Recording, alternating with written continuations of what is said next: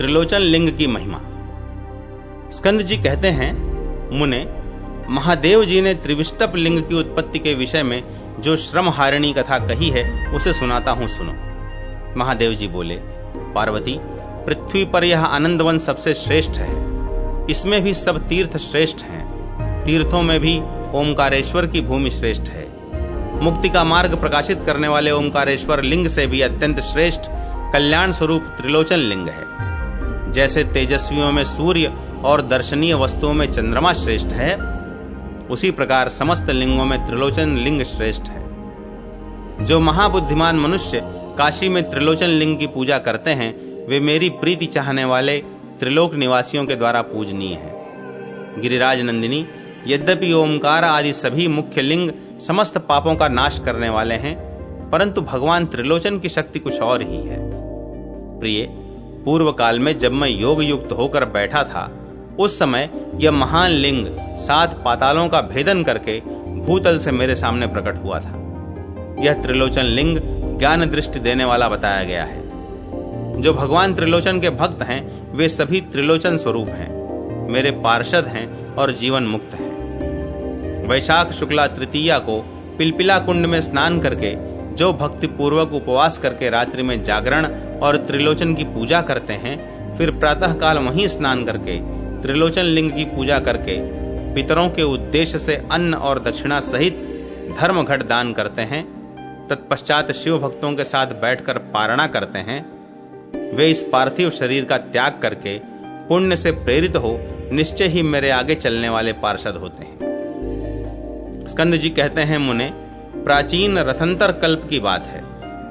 भगवान त्रिलोचन के मणिमाणिक के निर्मित मंदिर में कभी कबूतरों का एक जोड़ा निवास करता था। वे दोनों कबूतर प्रतिदिन प्रातः, मध्याह्न और सायंकाल में मंदिर की परिक्रमा करते हुए सब ओर उड़ते और अपने पंखों की हवा से मंदिर में लगी हुई धूल को दूर किया करते थे। भक्त लोग जो सदा त्रिलोचन और त्रिविष्टप आदि नामों का उच्चारण करते, वह सब उनके कानों में पड़ा करता था। उन दोनों पक्षियों के नेत्रों में मंगल आरती की दिव्य ज्योति पड़कर उन्हें भक्तजनों की चेष्टाएं दिखाती थी। कभी कभी तो वे युगल पक्षी वहां का कौतुक देखते हुए चारा चुगने की भी चिंता छोड़ देते और स्थिर चित्त से वहीं ठहर कर दर्शन करते थे। वहां से उड़कर किसी अभीष्ट स्थान को नहीं जा पाते थे। भक्तजनों से भरे हुए उस मंदिर के चारों ओर बिखरे चावल के दानों को चुगते चुगते वे परिक्रमा किया करते थे। भगवान त्रिलोचन के दक्षिण भाग में चतुस्तोत्र स्विनी का सुंदर जल था। तृषा से आतुर होने पर वे उसी का जल पीते और कभी कभी उसमें स्नान भी कर लेते थे। इस प्रकार त्रिलोचन के समीप उत्तम चेष्टा के साथ विचरते हुए उन पक्षियों के बहुत वर्ष बीत गए। तदनंतर देव मंदिर के स्कंद भाग में गवाक्ष के भीतर सुखपूर्वक बैठे हुए उन दोनों पक्षियों को एक बाज ने बड़ी क्रूर दृष्टि से देखा। एक दिन वह बाज फिर आया। तब डरी हुई कबूतरी ने कहा, प्रियतम, यह स्थान दुष्ट की दृष्टि से दूषित हो गया है, अतः इसको त्याग देना चाहिए। यह सुनकर कबूतर ने अवहेलना पूर्वक कहा, प्रिय, वह मेरा क्या कर लेगा?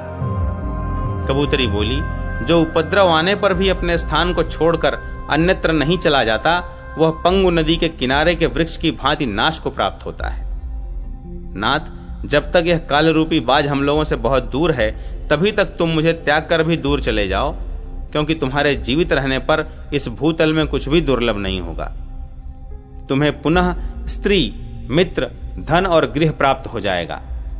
यदि पुरुष ने स्त्री और धन के द्वारा भी अपने आप की रक्षा कर ली, तो राजा हरिश्चंद्र की भांति उसे इस लोक में सब कुछ मिल जाता है।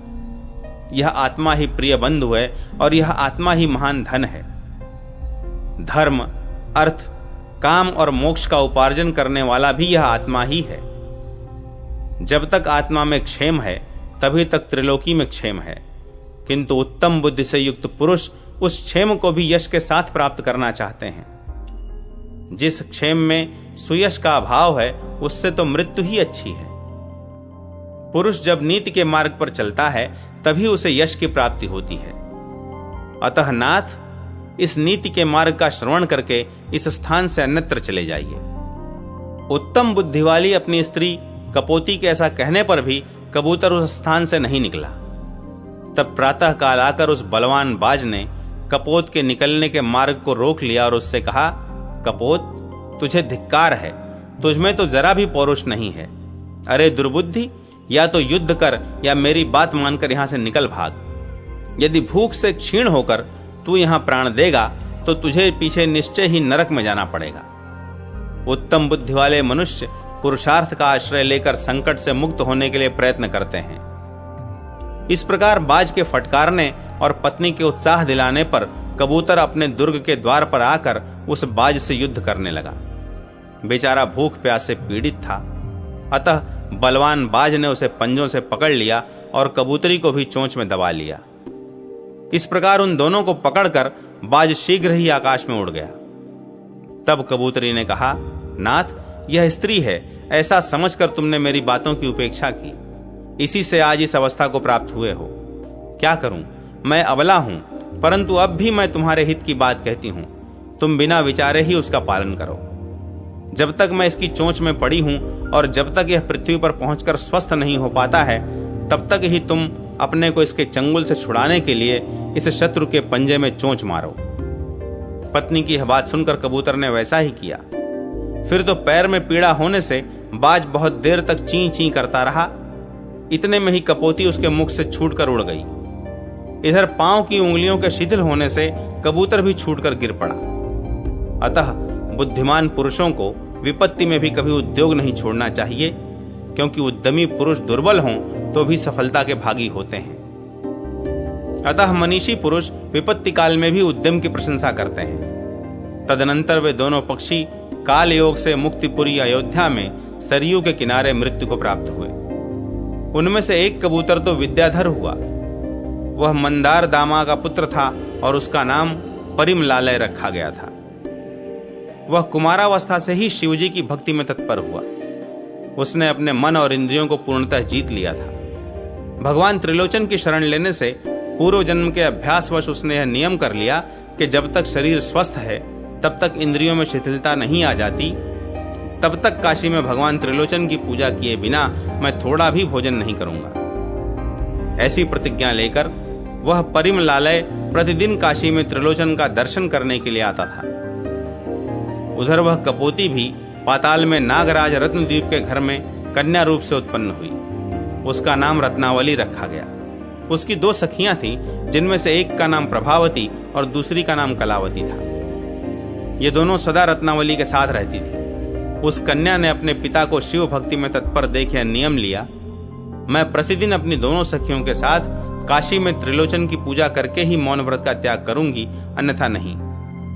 इस प्रकार वह नाग कन्या अपनी दोनों सखियों के साथ प्रतिदिन काशी में आती और त्रिलोचन की पूजा करके लौट जाती थी। एक समय वैशाख मास की तृतीया को उपवास पूर्वक रात्रि में नृत्य, गीत और कथा आदि के द्वारा जागरण करके रत्नावली ने प्रातः काल चतुर्थी को शुभ पिलपिला तीर्थ में स्नान किया और त्रिलोचन देव की पूजा करके उन्हीं के रंग मंडप में सो गई। उस समय शुद्ध कर्पूर के समान गोरे अंगों वाले जटा मुकुट मंडित शशिभूषण भगवान त्रिलोचन उस लिंग से निकलकर बोले, कन्याओं, तुम सब लोग उठो। तब उन्होंने उठकर, जिनके आगमन की कोई संभावना नहीं थी, उन भगवान त्रिलोचन को प्रत्यक्ष देखा और उन्हें लक्षणों से ईश्वर जानकर उनके चरणों में वंदना की। भगवत दर्शन से उन कुमारियों के मुख पर प्रसन्नता छा गई और वे गदगद कंठ से भगवान शिव की स्तुति करने लगी। शंभो, आपकी जय हो। ईशान, आपकी जय हो। सर्वव्यापी और सब कुछ देने वाले प्रभो, आपकी जय हो। त्रिभुवन को उत्पन्न करने वाले तथा भक्त जनों के अधीन रहने वाले प्रमथ नायक, आपकी जय हो। प्रणत जनों को सब कुछ देने वाले प्रभो, आपकी जय हो। सब विधियों के ज्ञाता विधाता भी आपकी स्तुति करने में कुशल नहीं है। नाथ, आपकी स्तुति करने में बृहस्पति की भी वाणी कुंठित हो जाती है। सर्वज्ञ स्वामिन, वेद भी आपको यथार्थ रूप से नहीं जानते। आप अनादि और अनंत हैं, मन आपको मनन नहीं कर सकता। आपको नमस्कार है, नमस्कार है, नमस्कार है। त्रिलोचन, आपको नमस्कार है। त्रिविष्टप, आपको नमस्कार है। यूं कहकर उन कुमारियों ने दंड की भांति पृथ्वी पर गिरकर प्रणाम किया। तब उन्हें उठाकर भगवान चंद्रभूषण ने कहा, मंदार दामा का पुत्र परिमलालय समस्त विद्याधरों में श्रेष्ठ है। वही तुम लोगों का पति होगा। तुम तीनों मेरी भक्त हो और वह तरुण विद्याधर भी मुझ में भक्ति रखता है। तुम चारों इस जीवन का अंत होने पर मोक्ष प्राप्त करोगे। जन्मांतर में तुम सब ने मेरी सेवा की है, इससे तुम लोगों को भक्ति भावित निर्मल जन्म प्राप्त हुआ है। भगवान शंकर के ऐसा कहने पर उन कन्याओं ने प्रसन्न चित्त होकर हाथ जोड़ प्रणाम करके पूछा, नाथ, हम चारों ने पूर्व जन्म में किस प्रकार से आपकी सेवा की है? भगवान शिव बोले, नाग कन्याओं सुनो, यह रत्नावली पूर्व जन्म में कपोती थी और श्रेष्ठ विद्याधर इसका पति कपोत था। यहीं मेरे मंदिर में इन दोनों ने दीर्घकाल तक सुखपूर्वक निवास किया है। इन्होंने अपने पंखों की हवा से मेरे मंदिर में लगी हुई धूल को उड़ाकर साफ किया है। ऊपर से लेकर नीचे तक प्रतिदिन अनेक बार मेरी परिक्रमाएं की हैं। आकाश में उड़ते और मेरे आंगन में विचरते समय भी इन्होंने मेरी प्रदक्षिणा की है। यहाँ के चतुर्नद तीर्थ में स्नान किया और बार बार उसी का जल पिया है। मेरे भक्तों ने यहाँ जो जो उत्सव और कौतुक किए हैं उन सब को इन्होंने देखा है। अनेकों बार मेरी मंगल आरती का दर्शन किया है और कानों से मेरे नामामृत का पान किया है। यद्यपि इनकी मृत्यु मेरे समीप नहीं हुई तो भी इन्होंने काशी की प्राप्ति कराने वाली अयोध्या में प्राण त्याग किया है। अयोध्या में मरने से ही यह रत्नद्वीप नाग की कन्या हुई है और इसका पति कबूतर विद्याधर का पुत्र हुआ है। तुम लोगों में जो ये प्रभावती और कलावती हैं, ये इससे तीसरे जन्म पहले महर्षि चारण्य की पुत्रियां थीं। दोनों में परस्पर बड़ा अनुराग था और दोनों ही शील एवं सदाचार से संपन्न थीं। इनके पिता चारण्य ने आमुष्यायण के पुत्र नारायण से इनका विवाह कर दिया। नारायण अभी किशोरावस्था के थे। एक दिन वे वन में समिधा लाने के लिए गए। इतने ही में भाग्यवश किसी सर्प ने उनको काट लिया। चारण्य की दोनों कन्याएं भवानी और गौतमी वैधव्य दुख से अत्यंत दुखी हो बड़ी दीनता को प्राप्त हो गईं। इसीलिए ब्याह करने वाले पुरुष को चाहिए कि वह देवता और नदी नाम वाली कन्या से विवाह न करे। तदनंतर किसी ऋषि के अद्भुत आश्रम में जाकर इन कन्याओं ने मोहवश ऋषि के दिए बिना ही कुछ केले के फल तोड़ लिए। फल की चोरी का परिणाम यह हुआ कि ये दोनों दूसरे जन्म में वानरी हो गईं। परंतु इन्होंने शील और सदाचार की रक्षा की थी, अतः उस धर्म के प्रभाव से इनका जन्म काशी में हुआ। वे नारायण ब्राह्मण सर्प से डसे जाने पर भी अपने पिता की सेवा रूप व्रत के प्रभाव से काशी में कबूतर हुए। इस प्रकार यह विद्याधर युवक जन्मांतर में इन दोनों का भी पति रह चुका है और इस समय भी तुम तीनों का पति होगा। इस मंदिर के पार्श्व भाग में जो बहुत बड़ा बरगद का वृक्ष है, उसी पर वे दोनों वानरियां रहती थीं। वे चतुस्त्रोतस्विनी तीर्थ में जल क्रीड़ा पूर्वक स्नान करती और प्यास लगने पर उसी का जल पीती थीं। वानर जाति के स्वभाव से इनमें चपलता तो थी ही, सब और क्रीड़ा करती हुई मंदिर की परिक्रमा करती और अनेक बार बहुत से शिवलिंगों का दर्शन करती थीं। एक दिन इस वट वृक्ष के समीप स्वेच्छा पूर्वक विचरती हुई दोनों वानरियों को किसी ने फंसाकर रस्सी में बांध लिया। तदनंतर किसी समय कालवश उनकी मृत्यु हो गई। काशी निवास जनित पुण्य और भगवान त्रिलोचन की सेवा एवं प्रदक्षिणा आदि के पुण्य से वे दोनों नाग कुमारियां हुई हैं। अब तुम तीनों ही विद्याधर कुमार परिमलालय को पति रूप में प्राप्त करके स्वर्गीय भोगों का उपभोग करोगी और अंत में काशी में आकर यहीं मृत्यु को प्राप्त हो मुक्ति को प्राप्त होगी। काशी में आकर यदि थोड़ा भी शुभ कार्य किया गया हो तो मेरे अनुग्रह से उसका फल निश्चय ही मोक्ष होता है। तीनों लोकों में काशीपुरी सबसे श्रेष्ठ है। काशी में भी ओमकारेश्वर लिंग सबसे श्रेष्ठ है। ओमकारेश्वर से भी श्रेष्ठ त्रिलोचन लिंग है।